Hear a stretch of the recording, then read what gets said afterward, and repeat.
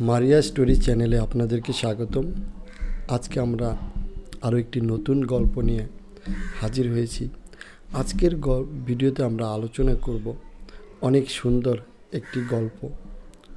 গল্পের নাম হচ্ছে আয়না। আয়না বলতে আমরা কাচের তৈরি আয়না, যেটাতে আমরা নিজেদের মুখ দেখে থাকি। এখন তো ড্রেসিং টেবিল হয়ে গেছে। তো গ্রামে আগের যুগে, অনেক দিন আগে গ্রামে এক দরিদ্র কৃষক তার ফসলি জমিতে চাষ করতে গেছে। তো যখন সে হাল চাষ করতেছে জমিতে, এমন সময় জমির ভিতরে একটি আয়না দেখতে পায়, পুরাতন একটি আয়না।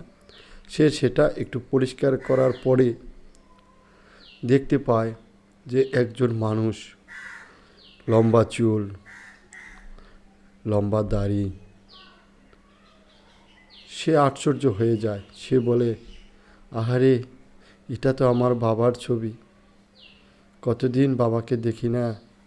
এটা সে মনে করে সেই আয়নাটা সে তার বাড়িতে নিয়ে যায় এবং খুব যত্ন করে সেটাকে লুকিয়ে রাখে। এবং প্রতিদিন সে সেই আয়নায় যখনই যায় তখনই তার সেই চেহারাটা আয়নার সামনে চলে আসে। সে বলে যে, আহা, আমার বাবাটা কতদিন কষ্ট ছিল। আবার সেটাকে পরিষ্কার করে রেখে দেয়। এদিকে কৃষকের বউ এটা নিয়ে মহা চিন্তায়।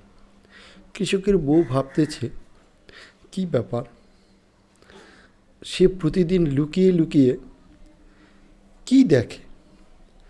সে কৃষককে জিজ্ঞেস করলে কৃষক বলে, সেটা বলে না, বলা যাবে না, এটা কিছু নয়। কিন্তু আপনারা জানেন যে মেয়ে মানুষ কিন্তু নাছোড়বান্দা। কৃষকের বউ কিন্তু নাছোড়বান্দা। কৃষকের বউ, আপনারা জানেন যে তিনি যখন কৃষককে বারবার জিজ্ঞেস করার পরেও যখন কৃষক বলে না, তারপর কৃষক কী করল, কৃষক ইচ্ছে করে যখন বাইরে কাজের জন্য গেল একদিন, তখন কৃষকের বউ ইচ্ছে করেই সেই আয়নাটি বের করল। ও মা, এ কি! কৃষকের বউ তো একদম অবাক। কৃষকের বউ দেখল যে আয়নাতে আরও একজন কাপড় পরা, ঘোমটা দেওয়া একটি সুন্দরী রমণী।